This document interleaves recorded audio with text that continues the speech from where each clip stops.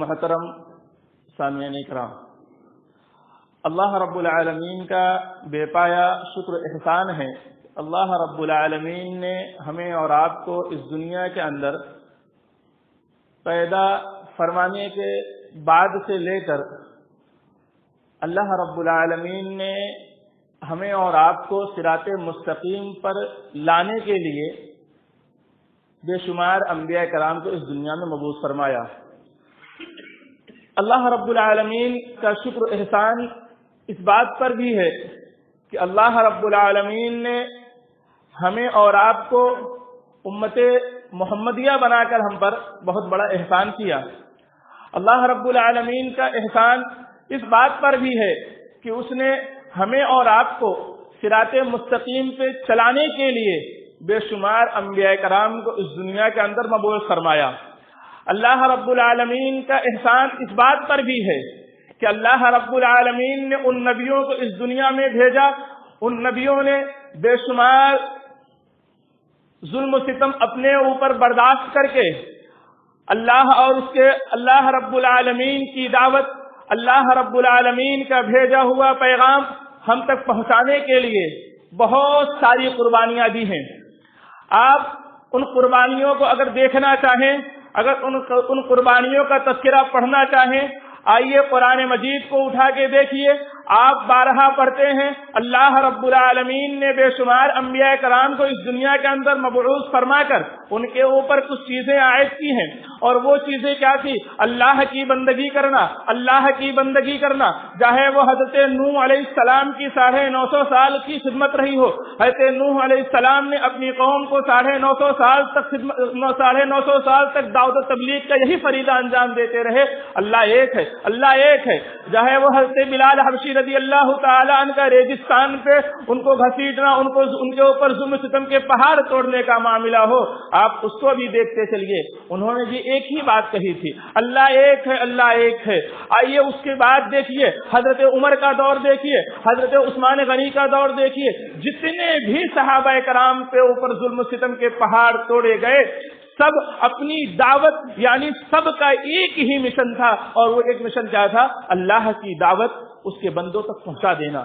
آپ یاد کریے حجۃ الوداع کا وہ موقع ہے، اللہ کے حبیب جناب محمد مصطفیٰ صلی اللہ علیہ وسلم لوگوں سے خطاب کرتے ہوئے کہتے ہیں، جو لوگ حاضر ہیں، جو لوگ آج کے دن حجۃ الوداع کے اس موقع پہ جو لوگ حاضر ہیں، وہ یہ بات کان کھول کے سن لیں کہ وہ لوگ جو حاضر ہیں وہ غائب تک اس بات کو پہنچا دیں گے۔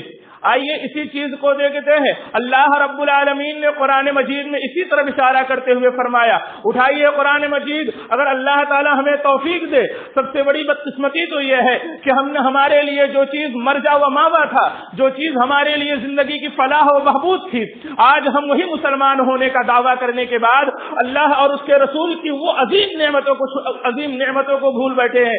آئیے دیکھیے، دو چیزیں بتاتا ہوں۔ پہلے ایک چیز دیکھیے، اللہ کے حبیب جناب محمد مصطفیٰ صلی اللہ علیہ وسلم، جن کے اوپر کروڑوں درود و سلام ہو، اس نبی آخر الزمان پہ جس کو اللہ رب العالمین نے خاتم النبیین کہا، جس کو اللہ رب العالمین نے رحمت للعالمین کہہ کے خطاب کیا، اللہ کے رسول صلی اللہ علیہ وسلم ایک چھوٹی سی آیت تلاوت فرماتے ہیں، کہتے ہیں الست بربکم قالوا بلا شہدنا ان تقولوا یوم القیامہ ان كنا عن هذا غافلین۔ اللہ رب العالمین کا یہ فرمان کسی ایک کے لیے نہیں تھا، صرف نبیوں کے لیے نہیں تھا، رسولوں کے لیے نہیں تھا، صحابہ کے لیے نہیں تھا، بلکہ ساری امت کے لیے تھا۔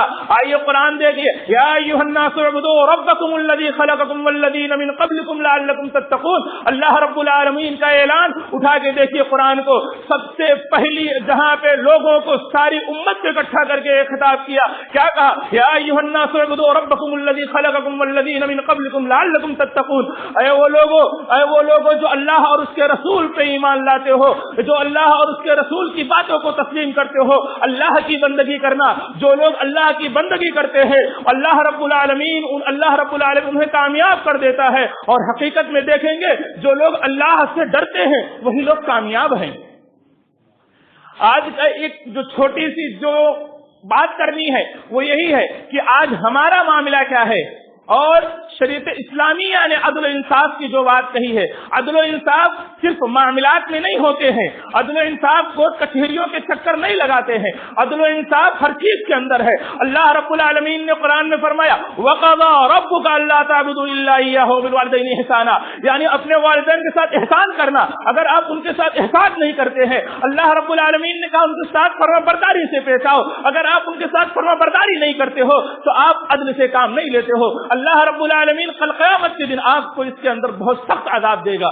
آئیے دیکھیے، آپ نے بارہا ہر خطبے کے اندر ایک چھوٹی سی آیت ایک خطیب پڑھتا ہے، ان اللہ یأمر بالعدل والإحسان وإیتاء ذی القربى وینہی عن الفحشاء والمنکر والبغی۔ اللہ رب العالمین نے کیا فرمایا اس چھوٹی سی آیت میں؟ کیا فرمایا؟ ان اللہ یأمر بالعدل، اللہ رب العالمین نے کہا عدل کی بات کرو، عدل کا ہی چرچا ہونا چاہیے، عدل ہی پر لوگوں کو رہنا چاہیے، عدل ہر چیز کے اندر ہونی چاہیے، چاہے وہ کاروبار کا معاملہ ہو، گھر کے گھریلو معاملات ہو، کوئی بھی معاملات ہو، ہر چیز کے اندر عدل ضروری ہے۔ آئیے دیکھتے ہیں عدل کہتے کسے ہیں؟ عدل وہ چیز ہے جو اللہ رب العالمین نے جن باتوں کا آپ کو حکم دیا، اللہ رب العالمین نے جو بات کرنے کا حکم دیا، اللہ رب العالمین نے جو چیز آپ کے ذمے سونپی ہے، چاہے وہ اولاد کی شکل میں ہو، چاہے وہ کرسی اور صدارت کی شکل میں ہو، چاہے وہ آپ جو گاڑی چلاتے ہیں نا، دنیاوی اعتبار سے اگر مثال تو آپ گاڑی چلاتے ہیں نا، گاڑی کی اسٹیئرنگ آپ کے پاس ہے، آپ اس کے ذمہ دار ہیں۔ اب آپ اس چیز کے ذمہ دار ہیں، آپ کے گھر میں بہن ہیں، آپ کی بیٹیاں ہیں، آپ کے بچے ہیں، آپ اس کے ذمہ دار ہیں۔ اب یہ ذمہ داری صرف لے لینا کافی ہے، یہ ذمہ داری کا کہہ دینا کہ ہم اس کے ذمہ دار ہیں، یہ چیز کافی ہے نہیں مسلمانوں۔ صرف اتنا کہہ دینے سے اللہ رب العالمین نے نہیں چھوڑا ہے۔ آئیے دیکھتے ہیں، الست بربکم قالوا بلا شہدنا ان تقولوا یوم القیامہ ان کنا عن ھذا غافلین۔ اس آیت کے بارے میں پہلے اس آیت کا پس منظر دیکھتے ہیں۔ یہ آیت وہ آیت ہے جو اللہ رب العالمین نے ہمیں اور آپ کو اس دنیا کے اندر جتنے لوگ آنے والے ہیں، جو لوگ جا چکے ہیں، سب کو جب مٹی سے بنایا، مٹی سے بنانے کے بعد اللہ رب العالمین نے جب آپ کو یہ زبان عطا کی، جب یہ زبان عطا کی تو اللہ رب العالمین نے آپ سے سوال کیا، اے میرے بندو بتاؤ۔ تب جب اللہ رب العالمین نے تمہیں شکل دے دی، ساری چیز دے دی، جب زبان دی تو زبان دینے کے بعد پوچھا اللہ رب العالمین نے، اے میرے بندو بتاؤ۔ زبان جب دے دی گئی تو اللہ نے پوچھا بتاؤ دنیا میں جا کے کیا کرو گے؟ دنیا میں جا کر کے کہیں مجھے بھول تو نہ جاؤ گے؟ تو سارے لوگوں نے ایک آواز میں کہا تھا کہ نہیں اللہ، اے باری الہ، ہم تجھے نہیں بھولیں گے، ہم تجھے نہیں بھولیں گے، ہم تجھے بھولنے والوں میں سے نہیں ہیں، ہم تمہیں یاد رکھیں گے۔ آج بتاؤ وہ دن کی گواہی، کیا آج ہم اس پہ عمل پیرا ہیں؟ اللہ کا دیا ہوا سبق کیا آج ہمیں یاد ہے؟ آج ہم اس سبق کو یاد کرنے کی کوشش کرتے ہیں، اس سبق کو سمجھنے کی کوشش کرتے ہیں۔ اب ہمارے اور آپ کے دل میں ایک سوال آتا ہے، ہمیں کیسے معلوم؟ کیا کہتے ہیں؟ ہمیں کیسے معلوم ہم نے کیا اللہ سے وعدہ لیا تھا؟ اللہ رب العالمین قرآن میں کہتا ہے وَمَكَرُوا وَمَكَرَ اللَّهُ وَاللَّهُ خَيْرُ الْمَاكِرِينَ۔ آپ تدبیریں اختیار کرتے ہو، آپ نے تدبیر اختیار کی نا، ہمیں کیا معلوم؟ ہم نے کیا عہد و پیمان لیا تھا اللہ سے، ہمیں نہیں معلوم۔ تو اللہ کہتا ہے، قرآن کی بات ہے، قرآن ہی کہتا ہے وَمَكَرُوا وَمَكَرَ اللَّهُ۔ آپ چالیں چل رہے ہو اللہ سے، اللہ کو جو ہے راستہ دکھا کر کے بھٹکانے کی کوشش کرتے ہو؟ نہیں، اللہ نے کہا اسی آیت کے، حضرت ابی ابن کعب رضی اللہ تعالیٰ نے اسی آیت کی تفسیر میں آگے بیان فرماتے ہیں، اللہ رب العالمین نے نبی و آخر الزمان جناب محمد مصطفیٰ صلی اللہ علیہ وسلم کو اور اس امت کے جتنے لوگ تھے ان کو گواہ بنایا۔ کل کے دن اگر تم جھوٹ بولو گے تو، کل کے دن اگر تم پلٹ گئے تو کیا ہوگا؟ اللہ رب العالمین نے اسی وقت آپ کے عہد و پیمان پہ گواہ متعین کر دیا۔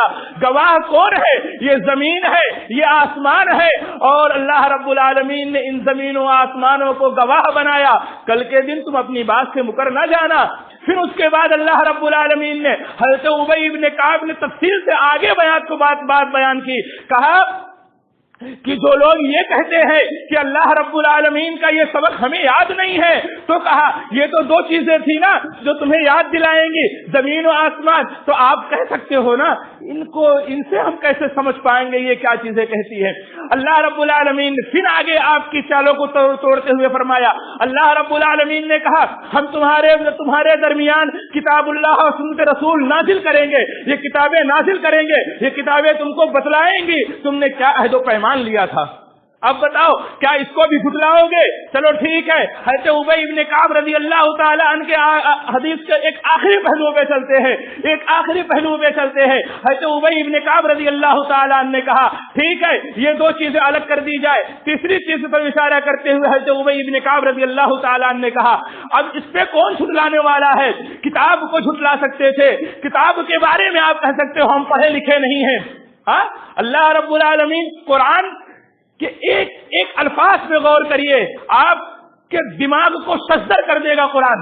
آپ جتنی بھی تدبیریں اختیار کرتے ہیں اللہ رب العالمین ساری تدبیروں کو توڑ دیتا ہے۔ اللہ رب العالمین نے کہا کہ حضرت ابی ابن کعب رضی اللہ تعالیٰ عنہ کہتے ہیں ٹھیک ہے زمین و آسمان کو بولنے کی صلاحیت نہیں ہے، آپ کہہ سکتے ہو ہم کیسے سمجھ سکتے ہیں، کتاب نازل کی، آپ کہہ سکتے ہیں ہم نے قرآن اور حدیثوں کو نہیں پڑھ سکتے ہیں، ٹھیک ہے کوئی بات نہیں۔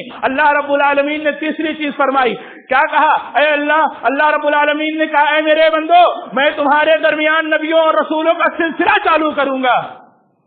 اب بتائیے آپ اس میں کیا کہہ سکتے ہیں؟ آج ہمارا معاملہ کیا ہے؟ ہم مسلمان ہونے کا دعویٰ بڑے فخر سے کرتے ہیں، آج ہمارے نام نبیوں اور رسولوں کے نام پہ جان دینے والے فدائی ہم کہلاتے ہیں، مگر کیا ان کے زندگی کا ایک پہلو آپ کے اندر موجود ہے؟ بڑی کڑوی سچائی ہے، آپ زندگی کے نبیوں کے بارے میں لاکھوں جان قربان کرنے والوں سے سوال کیا جا رہا ہے، کیا آپ کے اندر ایک اتنی بھی رمق باقی ہے اس نبی آخر الزمان جناب محمد مصطفیٰ صلی اللہ علیہ وسلم کے لیے، جس نبی نے اپنی آخری سانس کے وقت کہا تھا اے میرے امت کے لوگوں نماز نہ چھوڑنا۔ آج کیا معاملہ ہے؟ مسجدیں ویران نظر آتی ہیں، کسی شاعر نے کہا تھا تاکوں میں، اسی قرآن کے بارے میں کہا تھا تاکوں میں سجایا جاتا ہوں، جس دانوں میں لپیٹا جاتا ہوں، جب کوئی مرتا ہے تب اٹھایا جاتا ہوں۔ آج معاملہ کیا ہے؟ ہم بڑے فخر سے کہتے ہیں کہ ہم تعویذ نہیں پہنتے ہیں، تعویذ کی بات الگ ہے، تعویذ جو چیز اللہ رب العالمین نے حرام قرار دی تھی اس کے بارے میں ہم کلام کرنے سے قاصر ہے، مگر جو اللہ رب العالمین نے کہا قرآن آپ کے لیے فلاح و محبوب کا ذریعہ ہے، کیا آپ نے قرآن اٹھا کے کبھی دیکھا؟ افسوس ہم یہ ساری باتیں سنتے ہیں، ہمارے دل میں کب کبھی تاری ہوتی ہے، مگر افسوس کہ ہم قرآن نہیں اٹھا سکتے ہیں۔ اللہ رب العالمین نے اسی قرآن کے اندر ایک چھوٹی سی آیت نازل کی ہے، یا ایھا الذین آمنو، اے وہ لوگوں جو ایمان لاتے ہو، یا ایھا الذین آمنو، اے وہ لوگوں جو ایمان لاتے ہو، لما تقولون ما لا تفعلون، ایسی باتیں کیوں کہتے ہو جس پہ خود عمل نہیں کرتے، دعویٰ کرتے ہو اللہ اور اس کے رسول سے محبت کا، تو وہ ساری محبت یہ طاقوں میں رکھی ہوئی ہے، یہ طاقوں سے اٹھے گی کب؟ اس پہ دھول لگی ہوئی دھول صاف کب ہوگی؟ اللہ اور اس کے رسول کے شیدائی ہونے کا تمہیں کیا مطلب نکلتا ہے؟ صرف زبان سے کہہ دینے سے۔ کسی شاعر نے کہا تھا سبق پڑھ پھر صداقت کا، عدالت کا، شجاعت کا، سبق پھر پڑھ صداقت کا، عدالت کا، شجاعت کا، لیا جائے گا کام تجھ سے دنیا کی امامت کا۔ ہے ہمت امامت کرنے کا فریضہ، عہدے سنبھالنے کی چاہت ہے، کرسی لینے کی چاہت ہے اگر چاہت، آؤ مسلمانوں تمہارے لیے دربار کھلے ہیں، تمہارے لیے کرسیاں خالی ہے، مگر افسوس اس سے پہلے یہ یاد رکھ لینا اس کرسی کا حق ہے، اس کتاب کا حق ہے، اگر امت محمدیہ میں داخل ہو تو آپ پر کچھ چیزیں عائد ہے اور وہ عائد چیزیں پہ زندگی گزارنا ہے، اگر زندگی گزارتے ہو تو آپ کے لیے اللہ رب العالمین کا وعدہ کنفرم ہے، اللہ رب العالمین کا اور اس کے رسول کی ساری چیزیں آپ کے لیے ہیں۔ اگر وہ چیز نہیں ہے تو مسلمانوں گھاٹے کا سودا ہے، اگر نہیں ہے تو سودا گھاٹے کا ہے، آپ اللہ والے نہیں ہو۔ آپ کو بتاتا چلوں عدل اور انصاف کی بات آتی ہے، تاریخ کے اوراق بھرے ہیں، تاریخ کے اندر صفحات سیاہ ہیں، حضرت عمر ابن خطاب رضی اللہ تعالیٰ عنہ کے بارے میں. حضرت عمر ابن خطاب جیسا عادل حکمراں اس دنیا نے نہیں دیکھا. بے شمار صحابہ کرام نے عدل و انصاف پیش کیا ہے، چاہے وہ حضرت ابراہیم خلیل اللہ کا اپنے بیٹے کو ذبح کرنے کا معاملہ ہو، عدل سے لبریز ہے. اللہ اور اس کے رسول کی اطاعت اللہ رب العالمین کے فرمان کے مطابق ہے. آئیے ایک چھوٹی سی آیت پڑھتے ہیں، اس کے بعد حضرت عمر ابن خطاب رضی اللہ تعالیٰ عنہ کے واقعے پہ آتے ہیں. اللہ رب العالمین نے قرآن مجید میں ایک چھوٹی سی آیت اور ارشاد فرمائی ہے. کیا ہے وہ چھوٹی سی آیت سے ایک ٹکڑا پڑھتا ہوں. یا ایھا الذین آمنوا اطیعوا اللہ واطیعوا الرسول. یہ ہر کوئی جانتا ہے، ہر کوئی اس کو مانتا ہے. آگے اللہ رب العالمین نے کیا کہا؟ یا ایھا الذین آمنوا اطیعوا اللہ واطیعوا الرسول واولی الامر منکم فإن تنازعتم فی شیء فردوہ الی اللہ ورسولہ. آج اپنے دل پہ ہاتھ رکھیے، اگر ایک بھائی دوسرے بھائی سے لڑائی ہو جائے، سب سے بڑا معاملہ تو لڑائی کا تو دور ہے، آج ایک ماں کے پیٹ سے جنے ہوئے دو بھائی اپنی جان کے دشمن ہیں. ایک بھائی دوسرے بھائی سے دشمن ہے، ایک بھائی کا دوسرے بھائی کی ترقی دیکھی نہیں جاتی اور دوسرا بھائی ترقی کے منازل طے کر رہا ہے. اپنے چھوٹے بھائی یا اپنے سے غریب بھائی کو دیکھنا پسند نہیں کرتا. یہ شریعت کا دستور نہیں ہے، شریعت کا دستور یہ نہیں ہے. آئیے ایک واقعہ بتاتا ہوں حضرت عمیر رضی اللہ تعالیٰ عنہ کا. حضرت عمیر رضی اللہ تعالیٰ عنہ مسلمان ہو چکے تھے. کسی جنگ میں ان کے بھائی کو مسلمانوں نے گرفتار کر لیا کیونکہ ان کا بھائی اسلام نہیں لایا تھا. گھر کے حالات سے بھائی زیادہ واقف ہوتا ہے بدرجہ اولا دوسروں کے. کہتے ہیں جب ان کے بھائی کو گرفتار کر کے لایا گیا دربار رسول میں تو کہتے ہیں حضرت عمیر رضی اللہ تعالیٰ عنہ کہتے ہیں یہ میرا بھائی ہے، یہ میرا بھائی ہے. اس لیے نہیں کہا نرمی کرو، کہا اس کو بڑی سختی سے باندھنا، اس کے ہاتھ کو بڑی مضبوطی سے باندھنا. صحابہ کرام رضوان اللہ تعالی علیہم اجمعین پریشان ہو گئے کہ کیا وجہ ہے کہ اپنے بھائی کے بارے میں اس طریقے کی بات کر رہے ہیں. یہ حضرت عمیر رضی اللہ تعالیٰ عنہ نے اس کے آگے بیان فرمایا، کہا اس کے ہاتھ کو مضبوطی سے باندھو، اس کی ماں بہت پیسے والی ہے، زیادہ فدیہ دے گی. تو عمیر رضی اللہ تعالیٰ عنہ کے بھائی نے کہا اے عمیر، میں تیرا بھائی ہوں، میں تیرا بھائی ہوں، میرا تیرا خون کا رشتہ ہے، ایک ہی ماں سے جنے ہوئے ہیں. حضرت عمیر رضی اللہ تعالیٰ عنہ کا جواب سنیے. حضرت عمیر رضی اللہ تعالیٰ عنہ نے کہا اس پہلے سے اس پہلے میں آ جا، اس طرف سے اس طرف آ جا، اہل کفار کے نرغے سے نکل، دائرہ اسلام میں آ جا، تب تو میرا بھائی ہے، تیرے لیے ہر چیز کروں گا. اگر تو ایسا نہیں ہے تو تیرے لیے کوئی رحمت کی کوئی چیز تیرے لیے نہیں ہے، تیرے لیے نرمی نہیں اختیار کی جائے گی. یہ تھے صحابہ اکرام کا اپنے بھائیوں کے 3 معاملات. آج ہمارے معاملے کیا ہیں؟ ہم دعویٰ کرتے ہیں یہ ہمارا بھائی ہے، ہمارا بھائی ہے. افسوس اس وقت ہوتا ہے جان کے دشمن بن جاتے ہیں. اور جان کی دشمنی کب ختم ہوتی ہے؟ جب ایک بھائی ہسپتال کے اندر، ہاسپٹل کے اندر اپنی زندگی کے چند سانسوں کو گن رہا ہوتا ہے، تب یہ بھائی جا کے کہتا ہے میرے بھائی کیسے ہو تم؟ ارے اللہ کے بندے، اتنے دن انتظار کس بات کا؟ یہ دنیا چند روزہ ہے. آج ہمارے جیب میں لاکھوں کروڑوں ہو، روح اللہ رب العالمین قبض کر لے، یہ پیسہ میرے کس کام کا آنے والا ہے؟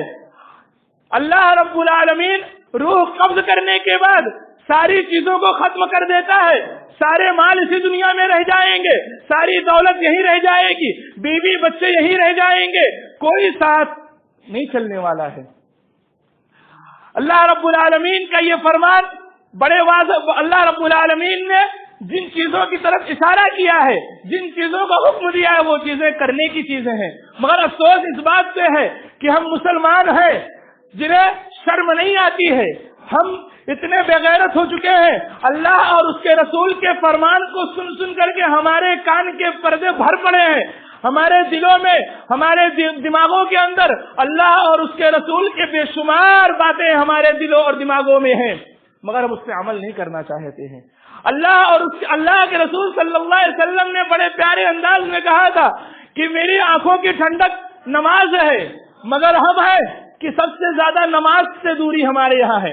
آج آپ کو بتاؤں، ہمارے یہاں جو بڑے ہیں، ہمارے جو بڑے ہیں، جو ہمیں گائیڈ کرتے ہیں، جو ہمیں راستہ دکھاتے ہیں، ہمارے یہاں شادی بیاہ پڑ جائے، ابھی الیکشن آ جائے، ہاں، اللہ رب العالمین کا درہ انہوں پہ گرے گا. اللہ رب العالمین کی لاٹھی جو گرے گی نا، ان پہ زیادہ گرنے والی ہے. جو لوگ کسی وقت میں بڑے بن جاتے ہیں، بزرگ بن جاتے ہیں، اور کہتے ہیں کہ فلاں شخص کو جتانا ہے، فلاں کو ہرانا ہے، فلاں کے گھر میں شادی ہے، دیکھنا کوئی غیر باراتی آدمی نہ آ جائے. اس طریقے کے معاملات، ایک مثال دے رہا ہوں، یہ سب چیزیں جس طریقے سے ہم اپنے بھائیوں اور اپنے دوستوں کو سکھاتے ہیں. گاڑی چلانا اس طریقے سے چلانا ہے، اتنا تیز نہیں چلانا، آگے حوالدار کھڑا، اس طریقے ہم ہر طریقے سے اس کو سمجھا دیتے ہیں. اب آئیے اصل چیز پہ. کیا ہم اور آپ نے کبھی یہی سمجھایا، ارے میرے بیٹے یہاں پہ کیوں کھڑے ہو، چائے کی دکان پہ، یہاں پہ گاڑی پہ بیٹھ کے موبائل چلا رہے ہو، اذان کا وقت ہو چکا ہے، چلو نماز پڑھ لو. کیا یہ عدل نہیں ہے؟ یہ خیانت نہیں ہے؟ آپ کی بات ایک طرف وہ بچہ مانتا ہے، ایک طرف آپ کی بات وہ بچہ مانتا ہے، دوسری طرف آپ کی بات کا انکار کرتا ہے. یہ کیسا انصاف ہے؟ ایک ماں اپنے بچے کو صبح 7 بجے اسکول جانے کے لیے اٹھاتی ہے، بچہ اٹھ جاتا ہے، اسکول چلا جاتا ہے، یعنی کہ اپنی ماں اور باپ کی باتوں پہ آمنا و صدقنا کہتا ہے. مگر وہی بیٹا چند گھنٹوں کے اسکول جانے کے بعد جب واپس آتا ہے، اپنے ماں باپ بھائی بہن پڑوسی سب کی باتوں کا انکاری بن جاتا ہے. کیوں ایسی چیزیں؟ صرف یہ معاملات شریعت کے ساتھ ہی کیوں ہیں؟ آپ تاریخ کا مطالعہ کریں، حضرت عمر ابن خطاب رضی اللہ تعالی عنہ کے دور یا ان کے اس سے پہلے کا دور دیکھیں، یا جتنے خلفائے راشدین کے ادوار کو دیکھیں، ان کی زندگی میں ایک ہی عدالت تھی. کورٹ کچہری پولیس چوکی ساری چیز ایک جگہ تھی. کہاں تھی وہ چیز؟ معلوم ہے کسی کو؟ وہ چیز صرف اور صرف مسجد تھی. آج مسجد صرف نماز کے لیے بن گئی ہے. آج ہمارے معاملات قرآن کی وہ آیت اطیعوا اللہ واطیعوا الرسول واولی الامر منکم فإن تنازعتم فی شیء فردوہ الی اللہ ورسولہ. لوٹنا تھا اللہ اور اس کے رسول کی طرف. اللہ اور رسول کہاں ملنے والے ہیں؟ کورٹ کچہری میں. کورٹ کچہریوں میں اللہ اور اس کے رسول کی تعلیم نہیں ہے. جو معاملات آپ کو حل کرنے تھے اللہ اور اس کے رسول کے دربار میں، ہم نے وہ معاملات کورٹ کچہریوں میں حل کرنے لگے. آج ایک بھائی اور دوسرے بھائی کے اتنے کیس ہیں، اگر بلا مبالغہ کہا جائے کورٹ اور کچہریوں میں سب سے زیادہ کیس مسلمانوں کے ہیں. سب سے زیادہ کیس کورٹ کچہریوں میں مسلمانوں کے بھرے پڑے ہیں.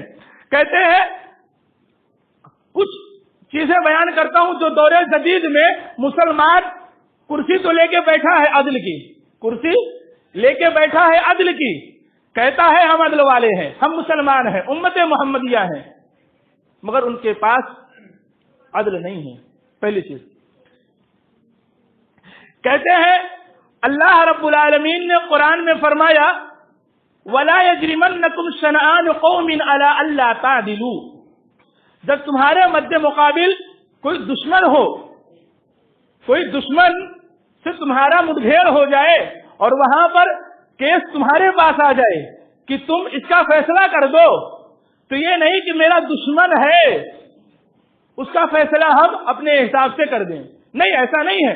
شریعت اسلامیہ نے کہا اگر تمہارا دشمن بھی تمہارے سامنے آتا ہے اور وہ اپنی بات رکھتا ہے، اگر اس کی بات میں عدل ہے، اس کی بات میں اگر وہ سچا ہے تو فیصلہ اس کے حق میں کیا جائے۔ بہت مشہور واقعہ ہے فاطمہ مخزومیہ عورت کا۔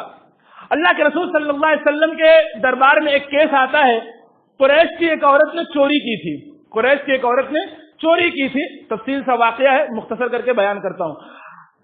فاطمہ مخزومیہ وہ عورت چوری کے جرم میں آتی ہے۔ چوری کا جرم کیا ہے؟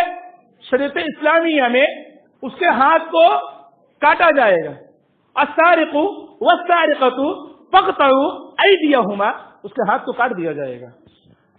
حضرت اسامہ بن زید رضی اللہ تعالی عنہ کو لوگوں نے سمجھایا کہ بہت بڑے گھر کی ہے، کیا کہا؟ قانون سب کے لیے یکساں ہے، امیر ہو غریب ہو، مسلم ہو کافر ہو، سب کے لیے یکساں ہے۔ کافر والے پہ بھی آتے ہیں، کہتے ہیں حضرت اسامہ بن زید رضی اللہ تعالی عنہ نے جو اپنا مدعا رکھا، کہا اے اللہ کے رسول صلی اللہ علیہ وسلم، اہل قریش کی لڑکی ہے، رعایت کر دی جائے۔ اللہ کے رسول صلی اللہ علیہ وسلم کا چہرہ غصے سے لال ہو گیا اور کہا، اللہ کے رسول صلی اللہ علیہ وسلم نے وہ تاریخی جملہ جسے کسی شاعر نے کہا، فاطمہ بنت محمد دیگر چوری کرے، فاطمہ بنت محمد یعنی محمد صلی اللہ علیہ وسلم کی سب سے چہیتی بیٹی فاطمہ، فاطمہ بنت محمد دیگر چوری کرے، عدل کا دستور ہے کہ ہاتھ کاٹا جائے گا۔ عدل کا دستور ہے، شریعت بدلتی نہیں ہے۔ شریعت یہ نہیں کہ میں مولانا ہوں میرے لیے کچھ، آپ جاہل ہیں آپ کے لیے کچھ نہیں۔ قرآن نے اسی لیے کہا یا ایھا الذین آمنوا لما تقولون ما لا تفعلون، اگر ہم کوئی بات کہتے ہیں اس پہ عمل نہیں کرتے، اللہ رب العالمین ہم سے پوچھے گا۔ قرآن کا وہ مشہور جملہ ما سلککم فی سقر قالوا لم نک من المصلین، یہ ہمارے بارے میں ہے۔ کیا کہا اللہ رب العالمین نے؟ جب جنتی جنت میں جانے لگے تو دیکھے راستے میں ایک دائی آدمی بیٹھا ہے، مولانا صاحب آپ یہاں کیا کر رہے ہیں جہنم میں؟ کیا کہا انہوں نے؟ قالوا لم نک من المصلین، ہم تم کو کہتے تھے نماز پڑھو، اپنا خود نماز نہیں پڑھتے تھے۔ تو یہ آپ اس ٹو میں نہ رہیں کہ ہم مولانا کے اندر عیب نکالیں۔ اللہ رب العالمین سب کے لیے کافی ہے، اللہ رب العالمین کیا عدل چلتا ہے، یہ نہیں کہ ہم مولانا ہے ہمارے لیے کچھ معاملہ ہے آپ کے لیے کچھ اور ہے، نہیں، ایسا کچھ نہیں ہے۔ شریعت اسلامیہ سب کے لیے یکساں ہے، پہلی چیز۔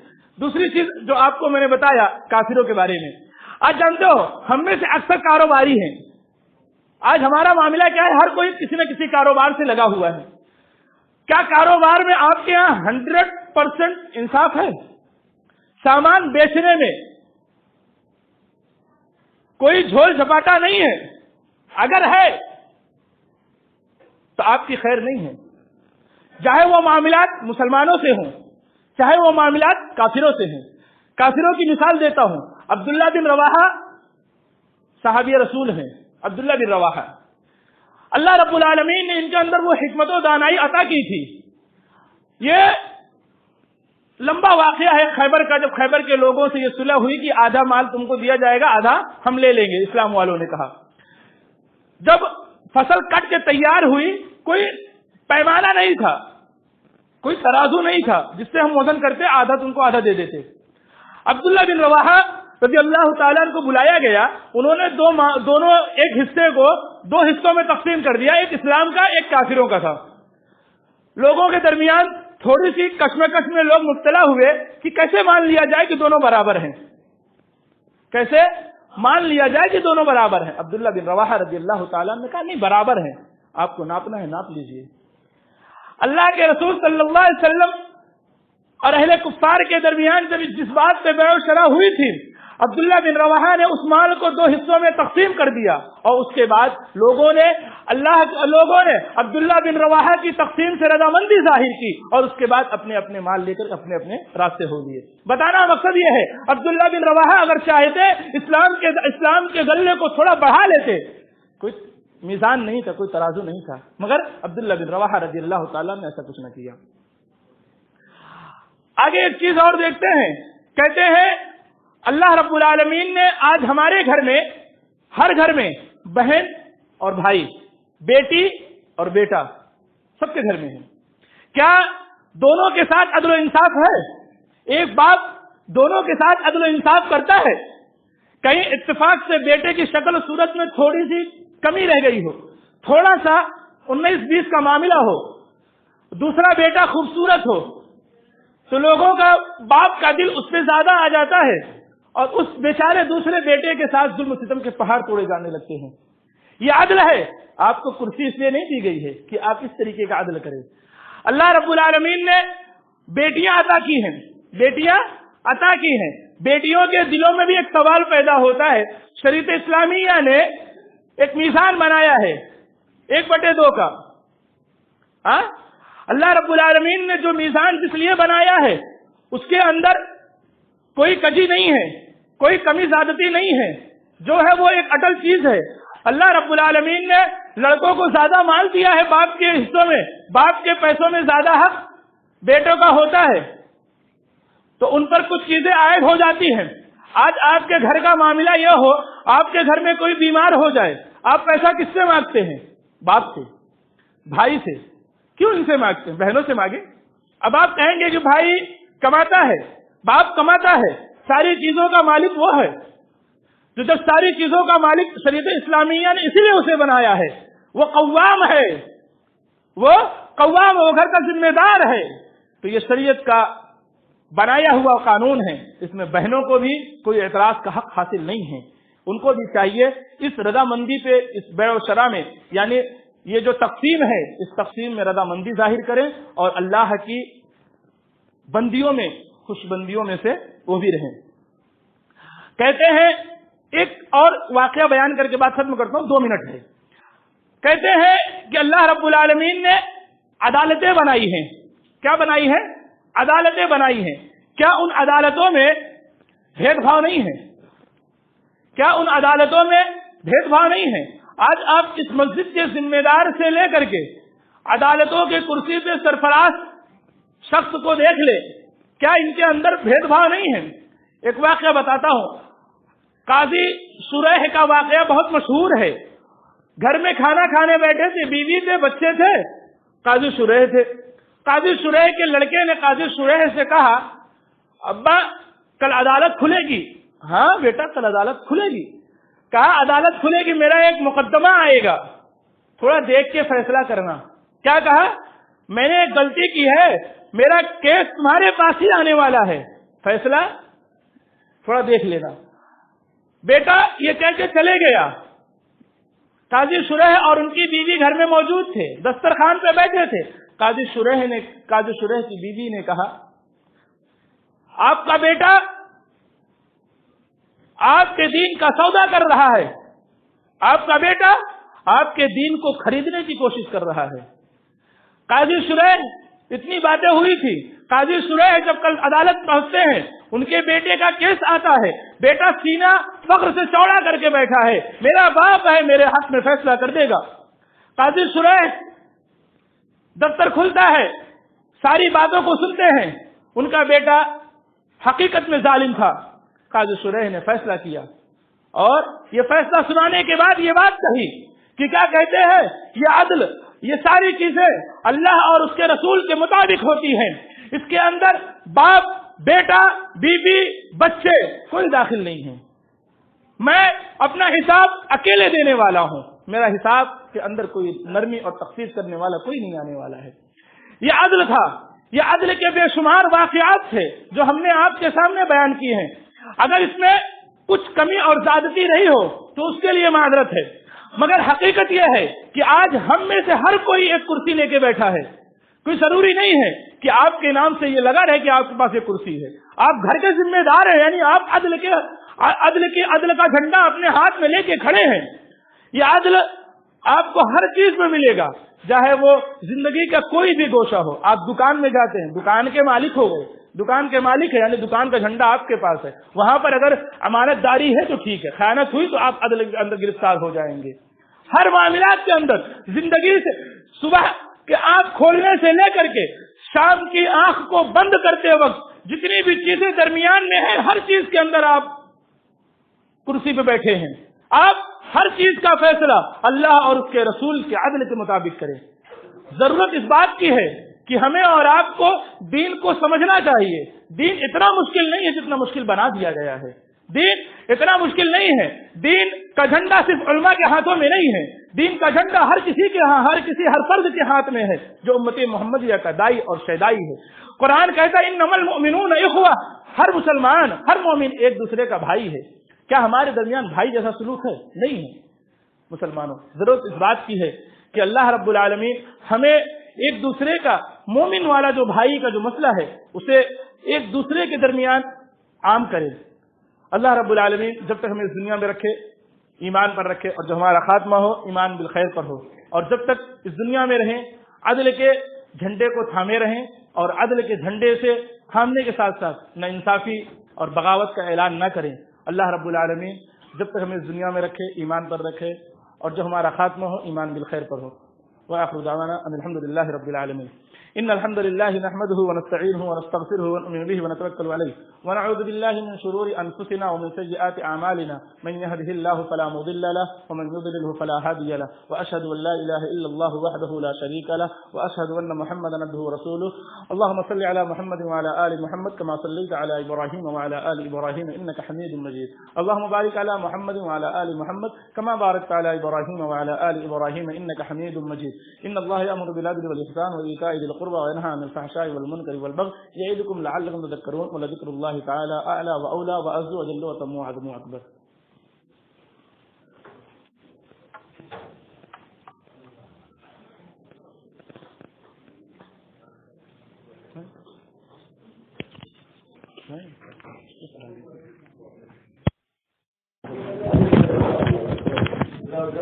Continue.